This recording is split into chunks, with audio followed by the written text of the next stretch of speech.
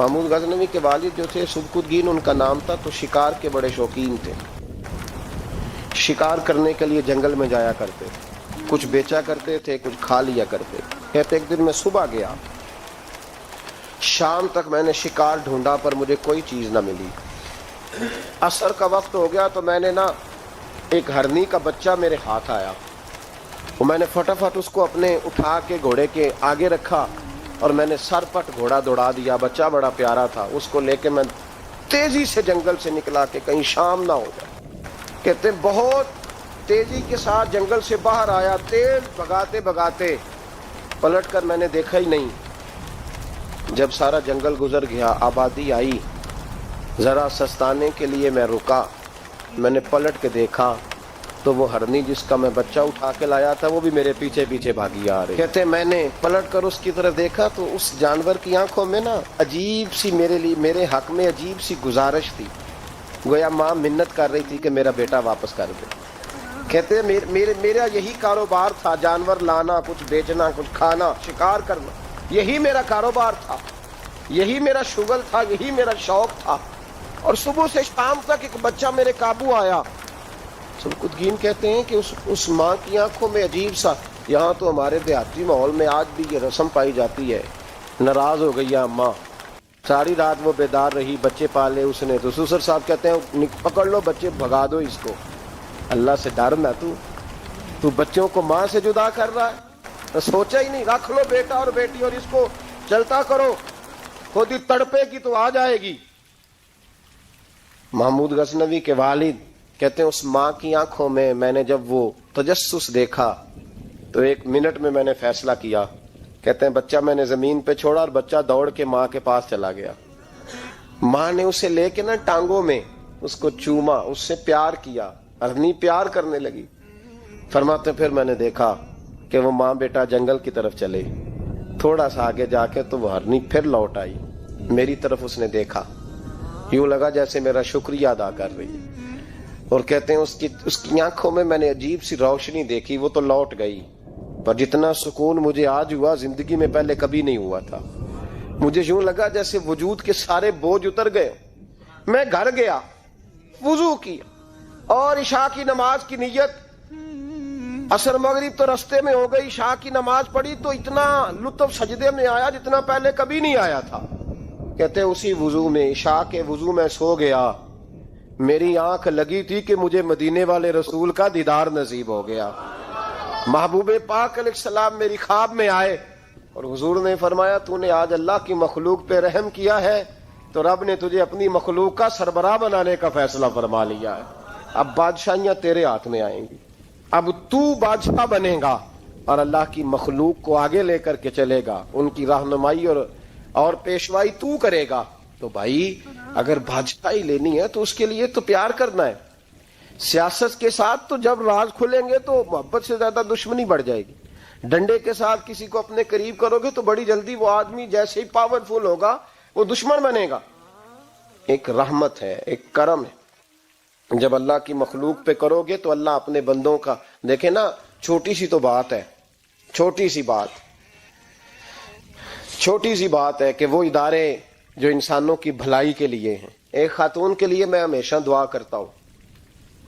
حج کے ایک سفر سے میں واپس لوٹ رہا تھا تو پی آئی اے کی ایک بہن ملازمہ، اس کو مجھے جب یاد آتی ہے تو میرے دل سے دعا نکلتی ہے. بوڑھے لوگ حج کرنے جاتے ہیں تو میں نے دیکھا کہ وہ خاتون ان کو پکڑ کے لاتی، سیٹ پہ بٹھاتی، بیلٹ نہیں باندھنا آتا تو بیلٹ باندھتی، پھر ان کو پوچھتی کہ آپ کو کوئی تکلیف تو نہیں، اور پھر ان کی زبان میں ان سے گفتگو کرتی اور ان کو سمجھاتی سامان سارا رکھ لیا ہے.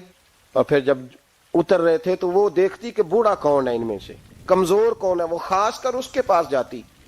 میری طبیعت ابھی کی بات ہے، میں جا رہا تھا تو ایک سامنے میرے شخص، تھوڑی دیر پہلے میں راہ والی کی طرف جا رہا تھا تو ایک ساتھی میرے سامنے موٹر سائیکل سے گزر رہا ہے. تو سڑک پہ جتنے لوگ کھڑے تھے انہیں سب کے پاس بریک لگائی، بھائی جانا ہے تو آجو بیٹھ جاؤ. پھر آگے جا کے آؤ بھائی کہاں جانا ہے. ایک آدمی کو بٹھایا تو آگے چھوڑا. اب وہ کر گیا جو اس نے کرنا تھا، ہو گئی بات، لیکن خطبہ جمعہ میں اس کا ذکر ہو رہا ہے، یہاں اس کا ذکر ہو رہا ہے. تو بات تو مختصر سی ہے نا، بات تو چھوٹی سی ہے تو تیرے 2 جملے، ہے تو چھوٹی سی تیری بات کہ تو کہ بابا جی آؤ میں آپ کو سڑک کراس کرا دیتا ہوں, بیٹھ جائے میرے ساتھ, کہاں جانا ہے. تو اتنی لمبی بات نہیں بھائی, لیکن شرط یہ ہے کہ تیری طبیعت میں نرمی ہو, شرط یہ ہے کہ تجھے اللہ کی مخلوق سے پیار ہو, تو ان پہ ترس کھائے, تو ان کے لیے توجہ کے جذبات رکھے, تو تھوڑا سا ان کے ساتھ رویہ اپنا ٹھیک کرے. ہمارے مزاجوں میں سختی, اور دن بدن وہ سختی اتنی بڑھتی چلی جا رہی کہ گھٹن کا ماحول ہے. رسول پاک صلی اللہ علیہ وسلم احساس والے نبی ہیں, اور احساس حضور نے امت کا کیا, احساس والی زندگی گزاری, ہر لمحہ محبوب پریشان رہے. یہ تھوڑا عرصہ پہلے ڈاکٹر ہارون صاحب مسلمان ہوئے ہیں, اور ابھی انہوں نے 2-3 کتابوں کا انگریزی میں ترجمہ کیا ہے, اور بھی کچھ کتابوں پہ وہ کام کر رہے ہیں. ہالینڈ کے رہنے والے ڈاکٹر صاحب ہیں. توجہ ہے میری بات پر آپ عزیزوں؟ ڈاکٹر صاحب کہتے ہیں کہ میں نے یہ سنا تھا کہ مسلمان دہشت گرد ہیں, یہ بم بلاسٹ کرتے. تو میں جہاں لفظ اسلام آتا تھا وہاں سے میں تھوڑا پچ جاتا تھا, پیچھے ہٹ جاتا تھا. لیکن میرے مزاج کے اندر یہ بات شامل تھی کہ میرے اندر اللہ نے بڑا انسانیت کا جذبہ رکھا ہوا تھا. تو میں ایک تنظیم قائم کر رہا تھا. میرا خیال تھا کہ ایک ایسی جماعت بناؤں کہ جو پوری دنیا کے اندر اسلام, توجہ ہے میرے عزیزوں کی, کہتے میرا خیال تھا ایسی جماعت قائم کروں کہ جو پوری دنیا میں لوگوں کی خدمت کرے, اور بغیر امتیاز کے کرے, اسلام والوں کی بھی اور غیر مسلموں کی بھی. لیکن مجھے بڑا دھچکا رہتا تھا کہ مسلمان سخت گیر قوم ہے. میں نے بہت ساری جماعتوں کا منشور اور دستور منگایا, اور میں نے کہا میں اپنی جماعت کا دستور لکھوں گا تو پہلے ذرا سارا میں مطالعہ کر لوں. ڈاکٹروں کا ٹیبل ہوتا ہے, اس کے اوپر شیشہ لگا ہوتا ہے, نیچے وہ جو چیز ضروری ہوتی ہے وہ رکھ لیتے.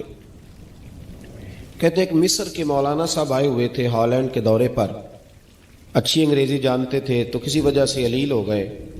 میرے پاس وہ آئے اور انہوں نے دیکھا کہ میں انسانی حقوق پر کچھ لکھ رہا ہوں, کام کر رہا ہوں. تو وہ دیکھ کر کے مجھے کہنے لگے کہ ڈاکٹر صاحب آپ کوئی تنظیم قائم کر رہے ہیں؟ میں نے کہا ہاں. کہ تم نے ہلکا سا ٹچ دیا, زور نہیں دیا, اور ویسے بھی جو ہلکی بات ہوتی ہے وہ ذرا دل میں جلدی بیٹھ جاتی ہے. کہتے ہیں ہلکا سا ٹچ دیا. کہنے لگے اگر کبھی موقع ملے تو میرے نبی پاک کی بھی سیرت پڑھ کے دیکھیں, بس ہلکی سی بات. اور وہ جملہ چھوڑ گئے. اعلیٰ حضرت فاضل بریلوی علیہ رحمہ نے لکھا ہے ضروری نہیں کہ تم جو کہہ رہے ہو وہ منوا کے اٹھو, لیکن میسج ضرور چھوڑ دیا کرو. جب انسان کے ذہن میں بات ہوتی ہے یہاں سٹاک ہوتا ہے جب بات کا, تو جب وہ کام کرنے لگتا ہے تو ایک دفعہ وہ بات سامنے ضرور آتی ہے. کہہ دیا کرو. انہوں نے کہہ دیا کہ ڈاکٹر صاحب ایک دفعہ حضور کی سیرت بھی پڑھ لیں. کہتے ہیں میرے ذہن میں بات بیٹھ گئی. مصروف آدمی تھا, زیادہ تو نہیں میں مطالعہ کر سکتا تھا, لیکن میں ایک دن 10 منٹ گھر میں ملے تھے تو میں کمپیوٹر پہ بیٹھا, اور میں نے کہا کہ انگریزی میں جو کتابیں حضور سید عالم صلی اللہ علیہ وسلم کی سیرت کی ہیں ان کو ذرا دیکھتا ہوں.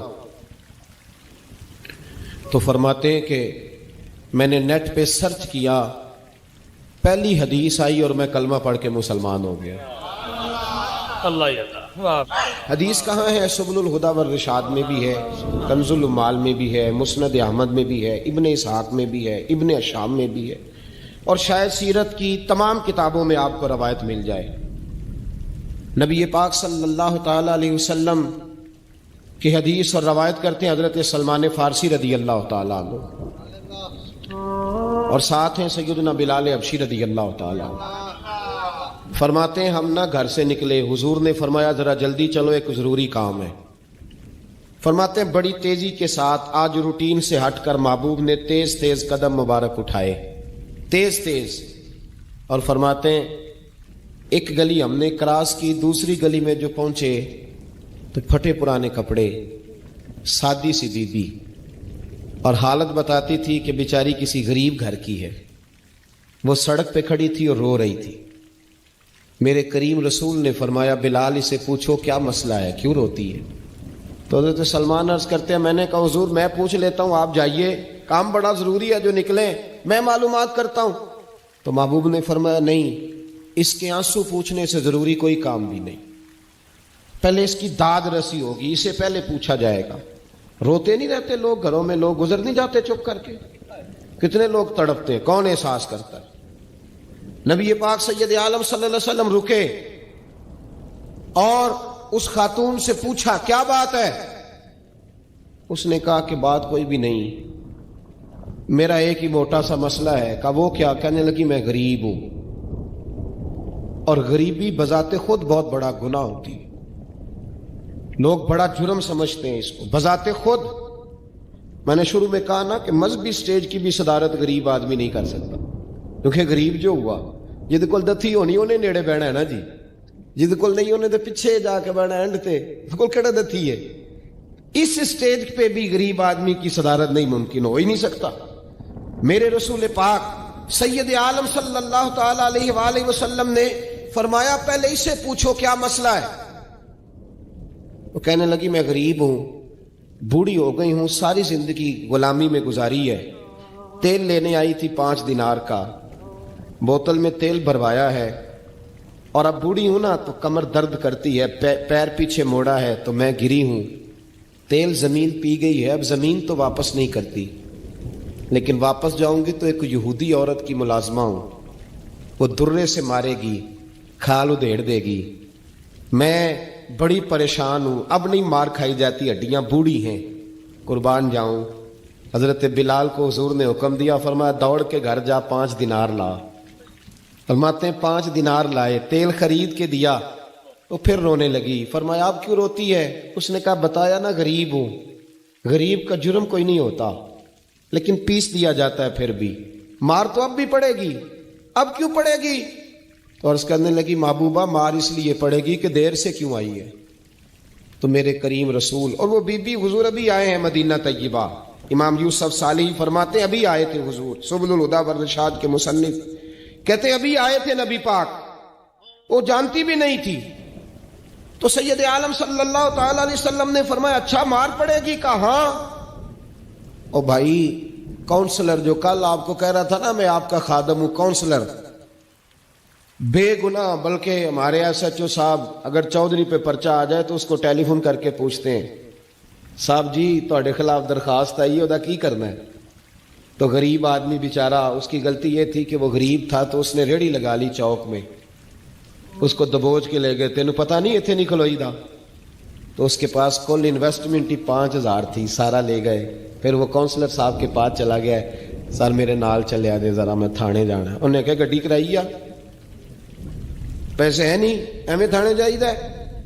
अब वो गाड़ी लाया है, पता नहीं कहां से लाया है, थाने पहुंचा है, और ये है हमारा हाल कि वो SHO भी बैठा है कुर्सी पे और काउंसलर भी कुर्सी पे बैठा, और वो गरीब पैरों में बैठा है और हाथ बांध के कह रहा मेरी रेड़ी दे छो, मेरियां 4 धियां ने तो मैं शामी खाना खड़ना है। किधर गया उम्मत का वो ज़ौक?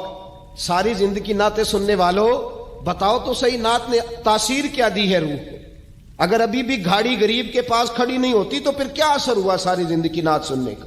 मेरे मुस्तफा करीम सैयद आलम सल्लल्लाहु ताला अलैहि वसल्लम ने फरमाया उस खातून से यहां काउंसलर साथ नहीं जाता, कहता कर दिया टेलीफोन, सवेरे 9 बजे पहुंच जाना।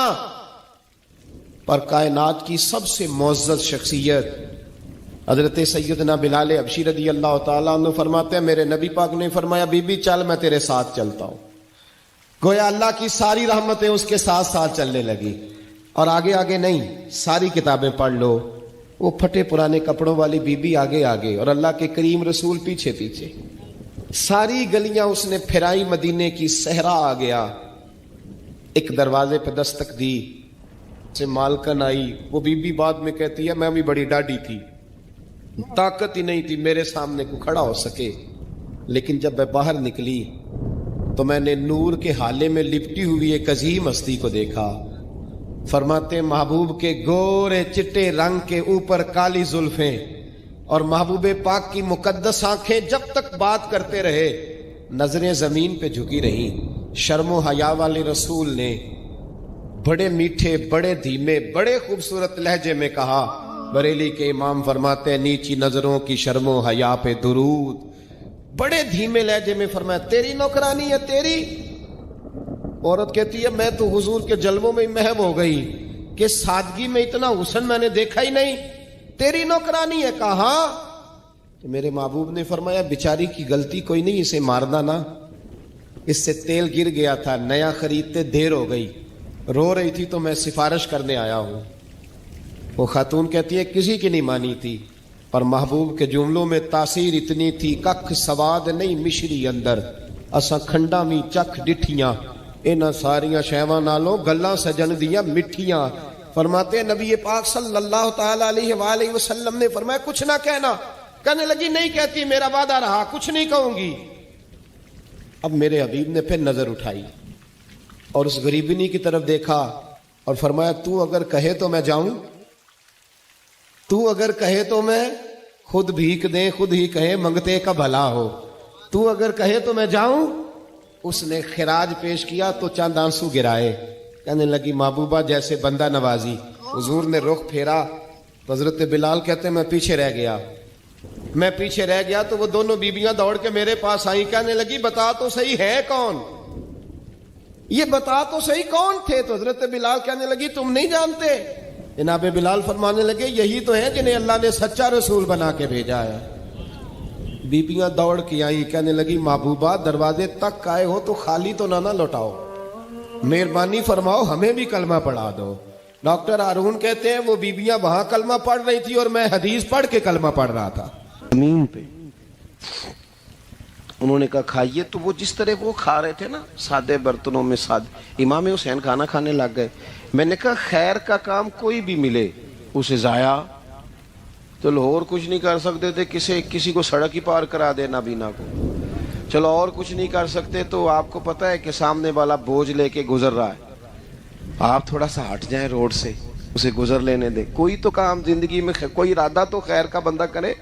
امام حسین بیٹھ گئے، ان کے ساتھ روٹی کھائی، تھوڑی دیر کے بعد اجازت لی، فرمایا جاؤں؟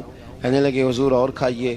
فرمانے لگے میں تو ابھی روٹی کھا کے آیا تھا اور آج تک ایسا نہیں ہوا کہ دوبارہ کھانا کھاؤں، ایک لقمے کی بھوک نہیں تھی، جتنا بھی کھایا ہے نا یہ تمہارا دل خوش کرنے کے لیے کھایا ہے۔ غربات مساکین کی وعامل الصالحات، ایماندار بندہ ایمانداروں جیسے کام کرتا ہی اچھا لگتا ہے۔ 25 حج کیا امام حسن اور حسین نے مدینے سے مکے پیدل جا کے، کتنے بولیے؟ میں کہتا ہوں چلو ہم باجماعت نماز ہی پڑھ لیا کریں، چلیں۔ حضور صلی اللہ علیہ وسلم نے فرمایا فجر کی نماز پڑھ کے بیٹھ جاؤ، اشراق چاش تک اللہ کا ذکر کرو، 2 نفل اشراق کے 2 چاشت کے پڑھ لو، اللہ 2 حج اور 2 عمرے کا ثواب عطا کر دے گا۔ مشکل کام تو نہیں ہے، مشکل تو ہاں ہی نہیں کیتی تھے، یہ مشکل ہے۔ ویسے یہ کہ آنکھ کھل جائے تو 25-30 منٹ 40 منٹ موبائل پہ گزر جائے وہ تو سوکھا ہے، یہ مشکل ہے۔ دوستو نیک اعمال ان پر کوشش، اہل بیت نے ہمیں سبق یہ پڑھایا ہے، حضور کے اصحاب نے ہمیں سبق یہ پڑھایا۔ تیسری بات فرمایا وَتَوَاصَوْا بِالْحَقِّ، صرف یہ نہیں کہ تم نماز پڑھ کے تو بیٹھ جاؤ، تم نے نا بے نمازی کو نماز کی دعوت بھی دینی ہے۔ مظلوم پر ظلم ہوتا رہے اور کونے میں چپ کر کے بیٹھے نہیں رہنا، بلکہ اگر ہاتھ پکڑا جا سکتا ہے تو ظالم کا ہاتھ پکڑنا ہے۔ نبی پاک علیہ الصلوۃ والسلام نے فرمایا اپنے بھائی کی مدد کرو چاہے وہ ظالم ہو یا مظلوم ہو، بھائی کی مدد کرو چاہے ظالم ہو یا مظلوم ہو۔ تو صحابہ نے عرض کی یا رسول اللہ صلی اللہ تعالی علیہ وسلم یہ مظلوم کی مدد تو سمجھ میں آتی ہے، یہ ظالم کی مدد کیسے کریں؟ نہیں سمجھ آ رہی ہے آپ کو بات کی؟ یا رسول اللہ صلی اللہ تعالی علیہ وسلم مظلوم کے ساتھ کھڑا ہونا تو ہماری عقل میں آ گیا، تو ظالم کی مدد کیسے کرنی ہے؟ تو نبی پاک صلی اللہ تعالی علیہ وسلم نے فرمایا ظالم کو ظلم کرنے سے روک دو، تم نے اس کی مدد کر دی، اسے باز کرو۔ لیکن ہم تو اتنی جرت ہی نہیں رکھتے بدی کو بدی کہنے کی، اتنی طاقت ہی نہیں ہوتی، جھوٹ کو جھوٹ کہنے کی ہمت۔ ہمارے گھر میں سارا کچھ ہو رہا ہوتا ہے، ہمیں پتہ ہوتا ہے کہ فلاں جگہ پہ ہمارا قبیلہ ہماری برادری غلط ہے، پر اتنی جرت کرتے ہم سچ بولتے ضرور ہیں پر دوسروں کے بارے میں، اپنے بارے میں سچ بولنے کو تیار نہیں ہوتے جرت کا مظاہرہ کریں. زندگی میں حق کو حق کہنا سیکھیں, غلط کو غلط کہنا سیکھیں, جھوٹ کو جھوٹ کہیں, بدی کو بدی کہیں, سچائی کا ساتھ دیں ہمیشہ. ہم نے جب تک دیکھو نا ظلم ہوتا رہے, زیادتی ہوتی رہے, اپنا دروازہ اندر سے بند کر لو, پتر باہر نہ جانا. کیوں جی؟ باہر اس پہ ظلم ہو رہا ہے, ان کے گھر آگ لگی ہے, کوئی ہمارے گھر تو نہیں نہ لگی. یاد رکھنا پڑوسیوں کی آگ نہ بجھاؤ گے تو اپنے گھر بھی آ جائے گی. اگر مظلوم کا ہاتھ نہیں پکڑو گے تو ظالم دلیر ہو جائے گا. اور ہمارے جتنے بھی بزرگ گزرے انہوں نے ظالموں کو ظالم کہا. امام احمد بن حنبل نے جیل کاٹی, امام اعظم ابو حنیفہ نے جیل کاٹی. آج کل لوگ کہتے ہیں مولانا صاحب آپ نے نا جناب غلط کو غلط نہیں کہنا, سیاست کی بات نہیں کرنی. کیوں جی؟ کس لیے نہیں کرنی؟ سیاست تو تدبیر کا نام ہے. بنو اسرائیل میں جتنی بھی تدبیر ہوتی تھی وہ سارے انبیاء کیا کرتے تھے. کیوں نہ بات کریں؟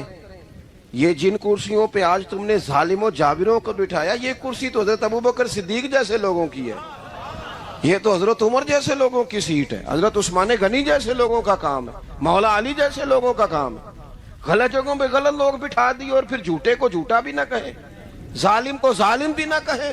ہم سے نہ رقم ہوں گے قصیدے یزید کے, کیونکہ ہم لوگ تو حسین کے سیرت نگار ہیں. یہ کیا بات ہوئی؟ آپ سچی بات ہی نہ کریں, کلمہ حق کہیں, ہمیشہ کھری بات کہیں, سچی, گرچہ اپنا نقصان ہو. حق کے ساتھ کھڑے ہونا سیکھیں. وتواصوا بالحق. ساری آسانی تھی, امام حسین کو کوئی مسئلہ نہیں تھا, آرام سے بیٹھے تھے. آج کتنے موجوں میں بیٹھے ہیں, پیر صاحبان, مولوی صاحبان, خطیب صاحبان, سیاستدان, وڈیرے, موج لگی ہوئی ہے. کسی کو کچھ نہیں کہنا, کچھ کہیں گے تو پھر بندے مخالفت کریں گے. تو امام حسین مسجد نبی میں جمعہ پڑھاتے تھے, چپ کر کے بیٹھے رہتے. حضور سید عالم علیہ السلام کے مزار انور کے پاس بیٹھے تھے, بیٹھے رہتے. لیکن امام حسین نے فرمایا ظالم حکمران بنے تو وہ قوموں کو تکلیف دیتے ہیں, وہ ملی نقصان کرتے ہیں, وہ امت کا چہرہ مہرہ بگاڑ کے رکھ دیتے ہیں. لہذا کھڑے ہونا پڑتا ہے, کلمہ حق کہنا پڑتا ہے, الہے کلمت الحق کے لیے نکلنا پڑتا ہے. آپ اپنی زندگی کے اندر سچی بات کرنا سیکھیں. الیکشن کے دن آ گئے, میرے ایک بڑے محبت والے ساتھی تھے, وہ آ گئے ووٹ کے لیے. ویسے بھی یہ جو بیماری ہمارے ملک میں نا جی, ہمارے ہاں حکمران بعضوں کا کہتے ہیں اوے ہو جی جمہوریت بڑی ضروری ہے. وہ بھی کس مصیبت کا نام ہے جمہوریت؟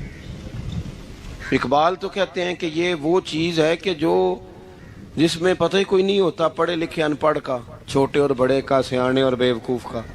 جمہوریت وہ طرز حکومت ہے کہ جس میں بندوں کو گنا کرتے ہیں, تولا نہیں کرتے. کیا راگل آپ رہتے ہو ہر وقت. قوم کو اس کا حق ملنا چاہیے, غریب کی مدد ہونی چاہیے, انصاف ملنا چاہیے. باقی یہ تمہاری کہانیاں ہیں ڈکٹیٹرشپ اور جمہوریت, اور ہمیں تمہاری سمجھ بھی نہیں آتی. ہر ڈکٹیٹر کے ساتھ ہوتے ہو, باتیں جمہوریت کی کرتے ہو, جہاں تمہارا دل کرتا کھڑے رہتے ہو. ہمیں تو کوئی اس سے غرض نہیں, کام ہونا چاہیے. بلکہ جو لوگ قوت نافذہ رکھتے ہیں انہیں سمجھنا چاہیے کہ ملک کی بھاگ دوڑ ہمیشہ مضبوط ہاتھوں میں رہے, اور وہ اس طرح کا نظام وضع کریں, مل بیٹھیں سارے ادارے کہ غریب کی سنی جائے. وہ مجھے بڑی اچھی طرح یاد ہے جب وہ ایک حکومت ختم ہوئی اور جو ایک فوجی رہ کے گئے تھے 11 سال, ان کی حکومت آئی تو میں باہر نکلا تو ایک بزرگ تھے, وہ صبح صبح ناشتہ بیچا کرتے تھے ہمارے علاقے میں, چاول اور چنے بنے. تو میں نے ان سے کہا بزرگوں پتہ لگا کہ رات کی حکومت بدل گئی ہے. تو فرمان لگے پتر جیڑا مردی بھی آ جائے, میں تو چاول بیچ کے روٹی کھانی ہے, ہمیں تو ان سے غرض ہی نہیں. اللہ جانے کون آیا کون گیا, تو کھیل تماشا بنایا ہوا ہے. تو جھوٹے کو جھوٹا کہیں. میرے ایک دوست ہیں الیکشن لڑتے ہیں, مجھے ایک دفعہ آ کے کہنے لگے آپ نے کبھی ووٹ نہیں ڈالا, اس دفعہ ضرور ڈالے. میں نے کہا نہیں ڈالتا میں. کہنے لگے ووٹ قوم کی امانت ہے. تو میں نے کہا امانت کسی بے ایمان کو دے دوں؟ امانت تو امانت دار کو دی جاتی. نہیں سمجھے آپ بات؟ یہ سارے کہتے ہیں نا ووٹ قوم کی, تو امانت کس کو دینی چاہیے؟ صحیح بتاؤ. چلو ہوں تسی بولنا نہیں, بس دل وچ گل رکھنی, دل وچ. دیندے ویسے ایمانداراں نہیں ہو نا. نہیں میں نے کہا بولنا نہیں, ہمیں کسی نے پتہ نہ لگ جائے. دیتے ویسے ایمانداروں کو ہی ہو نا. یہ اپنے دل سے پوچھو, فیصلہ لو, اللہ سے ڈرو. ظالم کا مددگار ظالم ہوتا ہے, ظالموں کا مددگار ظالم ہوتا ہے. وہ تیرے میرے ووٹ پر جیت کر جب ظلم کرے گا تو پھر کون ہے جو یہ دعویٰ کرے گا کہ جناب میں ظالم کا مددگار نہیں؟ سوچو سمجھو غور کرو. عزیز بھائی, امام حسین رضی اللہ تعالیٰ عنہ نے فرمایا سچ کو سچ کہیں گے, جھوٹ کو جھوٹ کہیں گے. یہ نہیں ہو سکتا کہ جناب ظلم ہوتا رہے اور چپ رہے. اور یہ سبق کہاں سے پڑھا انہوں نے؟ مولا علی شیر خدا سے. ہم تو اپنے بچوں کو کہتے ہیں نا باہر ظلم ہو رہا ہے, تو پتر تو نہ باہر جانا, ہماری نہیں لڑائی. لیکن جب حضرت عثمان غنی رضی اللہ تعالیٰ عنہ پر بلوائیوں نے حملہ کیا نا, تو چونکہ حضرت عثمان غنی خالو تھے امام حسن اور حسین کے, حضرت عثمان خالو ہیں, سگے خالو ہیں, تو حضرت مولا علی شیر خدا نے یہ نہیں کہا کہ پتر اتنے بندے آ گئے ہیں, تلواریں ہیں, محاصرہ ہے, باہر نہ نکلنا. بلکہ حضرت مولا علی نے خود اپنے دونوں بیٹوں کو تلواریں پکڑائیں اور حضرت عثمان غنی کے دروازے پہ کھڑا کر کے کہا پتر خیال رکھنا تمہارے ہوتے ہوئے کوئی بھی شخص حضرت عثمان غنی کا دروازہ نہ کراس کر پائے. خود اپنے بچوں کو, ہر جنگ میں حضرت علی ساتھ لے کے جاتے تھے. ہم تو بچوں کو دلیری سکھاتے ہی نہیں, بزدل. اور کچھ ہمیں بابے مل گئے, وہ کہندے منڈے نو سایا ہے. میں کہ بابے نو آپ سایا ہے, انہوں بھی کرو دم کراؤ. اس کو نظری سایہ آتا ہے, کیسے نادانوں سے پالا پڑ گیا. کیا ہوتا ہے وہ سایہ؟ اچھے بھلے سیانے نوجوان بتی بند کر کے اندر لیٹا ہوا ہے بچہ, بابے نو بابا کہہ گیا انہوں سایہ ہے. بابا کہڑا کہہ گیا جیڑا باہر روٹی لین آیا سی, بیٹی پہنچی سرکار ہوندی تے ٹکر ہی گھر کھا لیندی. لوگوں کے قسمت کا حال بتاتا ہے, اپنی اتنی خراب ہے کہ مانگتا پھرتا ہے. کیا مذاق بنایا ہم نے اپنے ساتھ. تھوڑے سمجھدار ہو جائیں, ہر بندے کی بات کا اثر قبول نہ کیا کریں. مومن کے پاس طاقتیں ہوتی ہیں, جو جدھر لگاتا ہے چپ کر کے لگ جاتے ہو. ان الذین قالوا ربنا اللہ ثم استقاموا تتنزل علیہم الملائکہ. اللہ کہتا ہے تو ڈٹنا سیکھ, رب کا نام لے کے ڈٹ جا, رب تیری مدد کے لیے فرشتے بھی نازل کر دے گا. کہیں کھڑے ہونا سیکھیں, جس کا جو مان آتا ہے وہ تباہی کر کے گزر جاتا ہے. بالکل قطعاً نہیں. تو امام حسین نے صحیح کو صحیح کہا, غلط کو غلط کہا, اور ڈٹ کے کہا, اور پورے وثوق سے کہا, اور پوری وہ حضرت امام ابو مالک کھڑے تھے نا, تو یہ بادشاہ بڑی بڑی غلط باتیں بھی کرتے ہیں. اچھا چلیں صحیح بتائیں آپ, میں آپ کو اپنی بات بتاتا ہوں. کئی دفعہ ایسے ہوتا ہے, کئی دفعہ کہ بات کوئی ہو جاتی ہے, کر لیتے ہیں, تو کوئی ساتھی توجہ دلاتا ہے کہ آپ تو بولتے بولتے یہ کہہ گئے, تو احساس ہوتا ہے ہو یار غلطی ہو گئی, ہو جاتا ہے. بڑے بڑے جو محدثین تھے, بڑے بڑے لوگ, انہوں نے کہا یار ہماری یہ رائے تھی, پھر اس کے بعد ہمیں یہ پتہ چل گیا, اب ہماری رائے بدل گئی ہے. اس کو رجوع کرنا کہتے ہیں. بڑے بڑے لوگوں نے کر لیا. لیکن ہماری سیاسی جماعتوں کا حال یہ ہے کہ ان کے کسی کارکن سے پوچھے نا تمہارے لیڈر نے کبھی غلطی کی ہے, کیوں کیا نے, کیوں معاذ اللہ یہ فرشتے کیا ہیں, یہ غلطی نہیں کر سکتے. اگر بڑے بڑے لوگ کہتے ہیں یار یہاں ہم بھول گئے تھے, تاکہ صحابہ کرام علیہم رضوان اپنی رائے سے رجوع کرتے. یہاں کیا حال ہو گیا, کس چکر میں ہم پڑ گئے. جماعتوں کو بت نہ بناؤ, وہ جماعتیں رہنے دو, اگرچہ بت ہیں جماعت کی آستینوں میں, پر مجھے حکم اذاں لا الہ الا اللہ. تو سچ کو سچ, جھوٹ کو جھوٹ. حضرت امام ابو مالک کھڑے تھے تو ہارون رشید بادشاہ تھا. کچھ بڑے خوش آمدی لوگ ہوتے ہیں, نہیں جی نہیں سرکار آپ کی تو کیا بات ہے, کیوں جی اتنی تعریفیں کیوں کر رہے ہو. کہتے ہیں اس نے خرچہ کیا, مسجد بنوا کے دی ہے, یہ جناب چندے دیتا ہے. او خدا کے بندو, چندہ دینے کا مطلب یہ جو مرضی کہا جائے. حضرت امام مالک ہارون رشید کے بڑے بادشاہ کے دربار میں کھڑے تھے, کسی بڑے کے, ہارون رشید تھا یا کوئی اور تھا. تو وہ نا مکھی بار بار بادشاہ کو تنگ کرتی. مکھی کئی دفعہ نہیں قابو آتی, 3-4 بندے بھی لگ جائیں تو نہیں قابو آتی, پکڑی نہیں جاتی, مکھی جو ہوئی. وہ مکھی بڑا تنگ کر رہی تھی, تو اس نے غلط جملہ کہہ دیا. غلط کہنے لگا معاذ اللہ ثم معاذ اللہ, نقل کفر نہ باشے. کہنے لگا امام مالک سے کیا ضرورت تھی اللہ تعالیٰ کو یہ مکھی کیوں بنائی. اللہ کی تخلیق پر اعتراض کر رہا ہے معاذ۔ اب خوش آمدی کو بندہ ہوتا تو کہتا جی وہ مسئلہ یہ ہے جی، وہ اصل بات یہ ہے جی، آپ بیٹھیں جی، ٹھنڈے دماغ سے سمجھاتا ہوں۔ لیکن وہ نشے میں چور ہے نا، تخت پہ بیٹھا ہے، سخت بات کر دی کہ کیوں بنائی مکھی، تو امام صاحب اٹھ کے کھڑے ہو گئے، ہاتھ میں چھڑی پکڑی تھی، زور سے زمین پہ ماری، فرمانے لگے یہ مکھی نا اللہ نے تیرے جیسے لوگوں کا غرور توڑنے کے لیے بنائی ہے کہ سنبھالی تو تم سے مکھی بھی نہیں جاتی تو دعوے بڑے کرتے ہو، یہ تیرے جیسے بندوں کا غرور توڑنے کو بنائی ہے۔ چپ کر گیا، کہنے لگا حضور غلطی ہو گئی تھی، آئندہ نہیں کروں گا۔ تو آپ جب جھوٹ کو جھوٹ کہتے ہیں اور سچ کو سچ کہتے ہیں، حق کی تعریف کرتے ہیں، باطل کو بیان کرتے ہیں، پھر لوگ مخالفت کرتے ہیں۔ اب جب لوگ مخالفت کریں گے پھر تکلیف آئے گی، تکلیفیں بڑی سونی ہوتی ہیں۔ جب تکلیف آئے تو رب کہتا ہے وَتَوَاصَوْا بِالصَّبْرِ، اب ایک دوسرے کو صبر کی نصیحت کرو۔ یہ جب دکھ آتے ہیں نا، دکھ بندے کو نرم کر دیتے ہیں، بیماری نفسانی خواہشات کو ختم کر دیتی ہے۔ بیمار بندہ اس کا کسی غلطی کی طرف دھیان ہی نہیں جاتا، وہ پورا جڑ جاتا ہے اپنے رب سے، اس کے اندر سے نفسانی خواہشات ختم ہو جاتی۔ جب آپ دکھی ہوتے ہیں نا، پھر کوئی سجدے کا مزہ آتا ہے، پھر کوئی دعا میں لطف آتا ہے، پھر کوئی رب سے دل لگانے میں مزہ آتا ہے، پھر دل کرتا ہے کہ کوئی بندہ موجود نہ ہو، میں اکیلا ہوں مسجد میں، رج کے یاد کروں اپنے مالک کو۔ جب آپ صبر کرتے ہیں، قرآن پاک میں نا کم و بیش کوئی 99 کے قریب 90 سے زیادہ مرتبہ صبر کا ذکر ہے، اور محدثین نے تصریح کی ہے کہ کوئی 500 کے لگ بھگ حدیث پاک میں صبر کا ذکر ہے۔ حوصلے سے، صبر سے، وَتَوَاصَوْا بِالصَّبْرِ، صبر بندہ کر کے دکھائے، اس کے اندر حوصلہ ہو، دلیری ہو۔ ہم نہ جلد باز ہو جاتے ہیں، بعض بزرگ بھی ناراض نہ ہوں تو وہ بھی بڑے جلد باز، فٹافٹ کام ہونا چاہیے، بعض بچے بھی، بعض جناب سیانے لوگ، بڑی جلدی ہے۔ بندے نے روزہ رکھا ہوا نا گرمیوں کا، تو عصر کے وقت اگر وہ بڑا سوڑا پڑ جائے نا تو روزہ پھر کھل جاتا ہے۔ بولیے بڑی جلدی ہے جی، بڑی ٹینشن ہے جی، بڑا لگ رہا ہے، تو کھل جائے گا یہ کہنے سے، اس نے کب کھلنا ہے؟ بولیے آپ کو تکلیف ہو گئی، آپ کو خدا نہ خواستہ ڈاکٹر نے کہا چھوٹا سا آپریٹ کرنا ہے آپ کا، شام کو ٹھیک ہو جائیں گے جی؟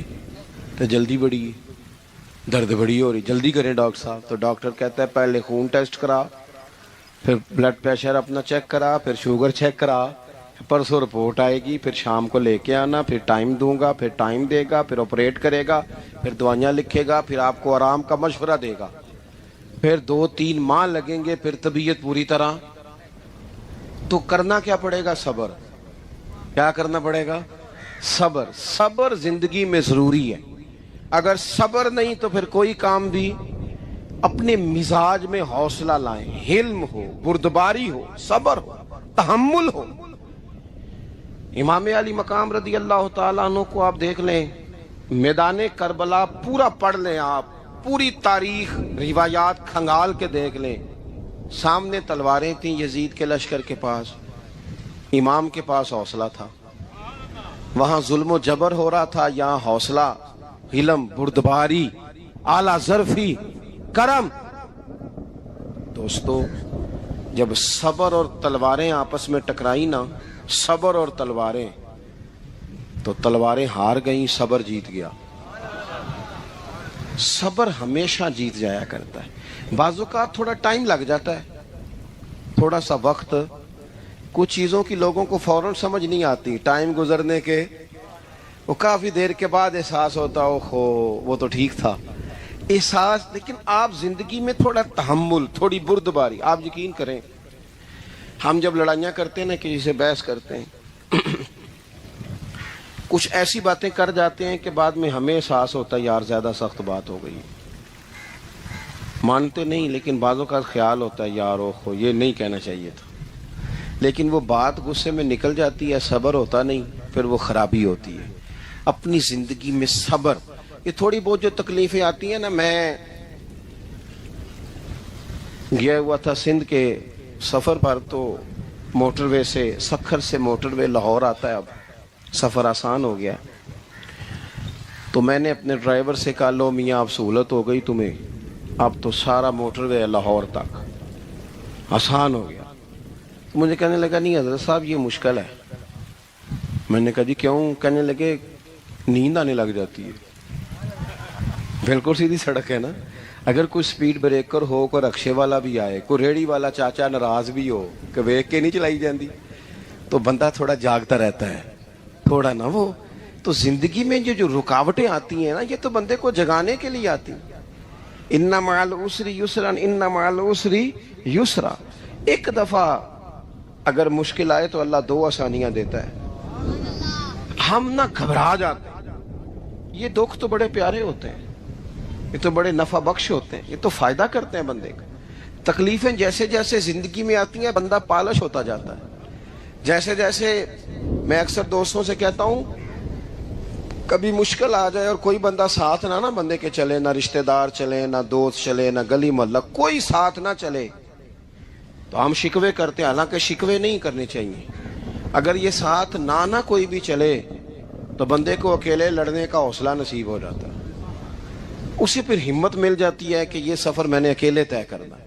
تو امام علی مقام کی زندگی، یہ ساری چیزیں ان کو ملاحظہ کریں گے تو 4 باتیں کھل کے سامنے آئیں گی. پختگی ایمان کی، شوق اعمال صالحہ کا، بات کرنی ہے تو ہمیشہ حق کی کرنی ہے، سامنے کوئی بھی ہو کبھی جھوٹ کا ساتھ.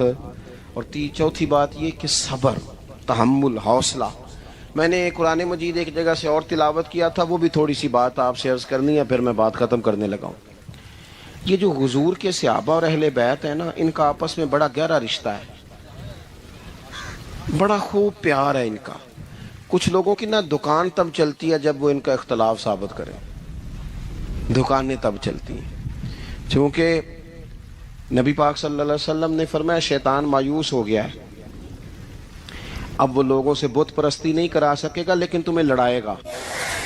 تو یہ معاذ اللہ اتنے ظالم ہے کہ صحابہ اور اہل بیت کو لڑا دیتے. خدا کے بندو، تمہیں پتہ ہی نہیں تم کن کی بات کر رہے ہو. پہلے اپنی حیثیت دیکھو، یہ لوگ کتنی شانوں والے ہیں، تم کن کا تذکرہ کر رہے ہو. ان کے تو نام لیتے وقت کئی دفعہ ڈر آتا ہے کہ زبانیں بھی اس قابل ہیں کہ نہیں. قرآن مجید نے کہا محمد الرسول اللہ، محمد صلی اللہ علیہ وسلم اللہ کے رسول ہیں، والذین معہ، اور جو ان کے ساتھ ہیں. یہ قرآن پاک کے 2 جملے ہمیشہ یاد رکھیں، تاریخ رکھیں سنبھال کے لوگ اپنے پاس. قرآن پاک نے 2 باتیں کی، فرمایا اشداء علی الکفار، یہ جو حضور کے ساتھ ہیں یہ کافروں پر سخت ہیں، رحماء بینہم، آپس میں بڑے مہربان ہیں. تو جب اللہ کہتا ہے آپس میں مہربان ہے، نہیں سمجھ آئی بات کی آپ؟ اللہ کہتا ہے کہ آپس میں بولیے، تو پھر اللہ کی بات ماننی ہے یا کسی لڑانے والے کی بات ماننی ہے؟ اللہ کہتا ہے یہ آپس میں. باقی ہے رائے کا اختلاف، تو باپ بیٹے کا بھی ہو جاتا ہے، ہوتا ہے کہ نہیں؟ ابا کہتا ہے یہ کام کر لیں، پتر کہتا ہے.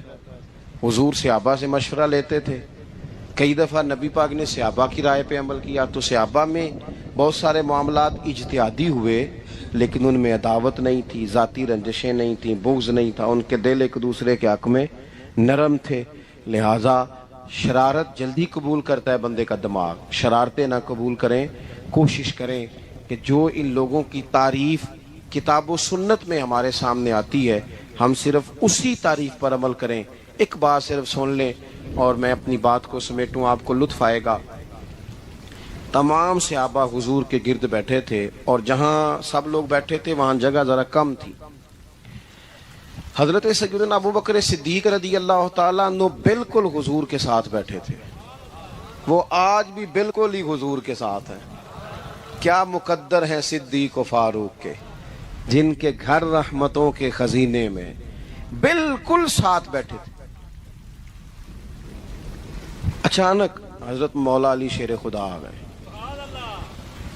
کوئی صحابی بھی اٹھ کر جگہ دے دیتا اور سارے دینا بھی چاہ رہے تھے، لیکن حضرت مولا علی جیسے ہی آئے نا، سب سے پہلے حضرت صدیق اکبر اٹھے.